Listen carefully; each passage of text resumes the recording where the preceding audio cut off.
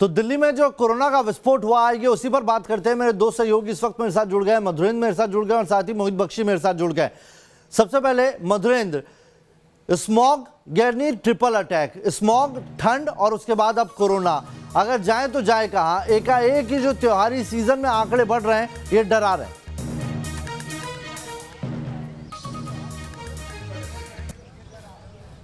देखिए, अगर सबका एक साथ हम तालमेल देखें तो सीधे तौर पर दिखाई देता है कोरोना का अटैक तो पहले से था। चूंकि ये रेस्पिरेटरी वायरस है तो जाहिर तौर पे मौसम के बदलाव के साथ इसके फैलने और इसके संक्रमण के दर के बढ़ने की आशंका पहले से थी। हम देख रहे हैं कि किस तरह से अगर ओवरऑल इंडिया की बात करें तो उसके बनिस्बत दिल्ली का रेशियो कहीं ज़्यादा है, लगभग 12% का इन्फेक्शन रेशियो यहाँ पर दिखाई दे रहा है। उसके अलावा आप देखिए कि दिल्ली में ऑलरेडी प्रदूषण है, ये भी एक शोध का विषय है जिस पर वैज्ञानिक शोध कर रहे हैं कि क्या जो पार्टिकुलेट मैटर्स है, खासतौर पे PM 2.5 माइक्रोन पर क्यूबिक मीटर का जो एक तरह से पॉल्यूटेंट है, क्या वो कैरियर हो सकता है इस वायरस का?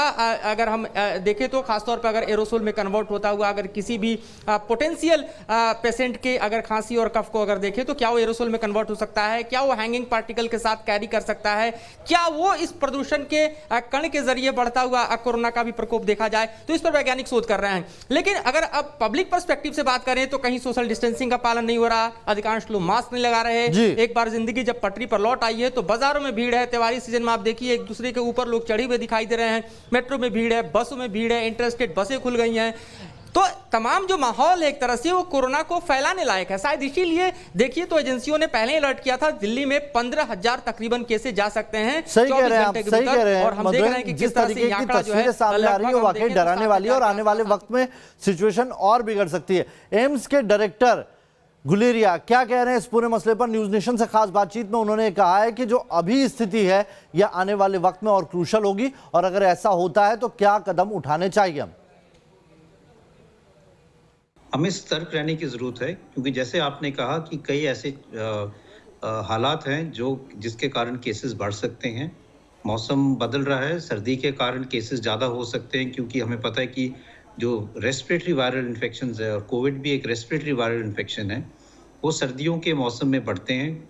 हमने स्वाइन फ्लू के साथ भी ये देखा है और वो इसलिए होता है क्योंकि वायरस इस ठंडे मौसम में ज़्यादा देर तक हवा में रह पाता है और लोग ठंड के कारण घर के अंदर ज़्यादा रहते हैं और वहाँ पे फिर एक से दूसरे व्यक्ति में इन्फेक्शन फैलने के चांसेस भी बढ़ जाते हैं। पोल्यूशन के कारण भी केसेस बढ़ सकते हैं और हम ये भी देख रहे हैं कि आजकल क्योंकि थोड़ा सा कोविड फटीग हो गया है, लोग बाहर जा रहे हैं, क्राउड्स बन रहे हैं और वहाँ पे लोग मास्क नहीं लगा रहे। इसके कारण एक सुपर स्प्रेडिंग इवेंट्स भी हो सकते हैं जिससे इन्फेक्शन एकदम बढ़ सकता है। तो अगर हम चाहते हैं कि ये चीज़ें ना हो और हम फिर से एक स्पाइक की तरफ ना बढ़ें तो हमें ये पूरा ध्यान रखना पड़ेगा कि अगले 2-3 महीने में हम पूरा कोविड अप्रोप्रिएट बिहेवियर को अपनाएं और तभी हम केसेस कम कर पाएंगे। नहीं तो हमारे यहाँ भी जैसे और देशों में हुआ है केसेस बढ़ेंगे। तो एम्स के डायरेक्टर को आपने सुन लिया किस तरीके से सिचुएशन अभी आने वाले वक्त में और बढ़ेगी। ठंड जैसे जैसे बढ़ेगी वैसे ही दिक्कतें भी बढ़ती जाएगी। मोहित, बाजारों की तस्वीरें हम न्यूज नेशन पर दिखा रहे हैं क्योंकि त्योहारी सीजन है, लोग बाजार तक जा रहे हैं लेकिन वहां पर कोई भी इंतजाम नहीं है, ना सोशल डिस्टेंसिंग है, लोग तो अब मास्क तक लगाना छोड़ चुके हैं।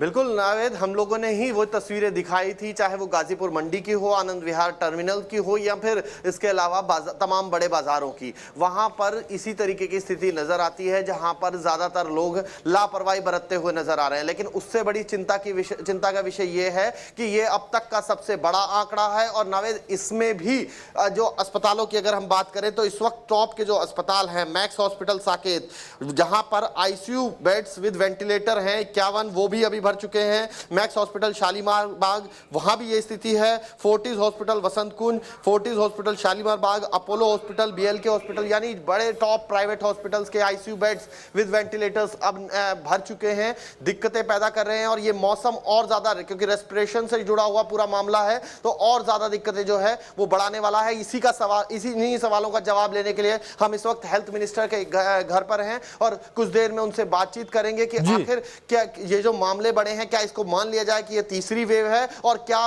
इंतजाम अभी हैं दिल्ली वालों के लिए अस्पतालों की? अगर बहुत जरूरी होगा क्योंकि सरकार को भी अब इस मौके पर कोई कदम जरूर उठाने होंगे। बहुत बहुत शुक्रिया आप दोनों का हमारे साथ जुड़ने के लिए।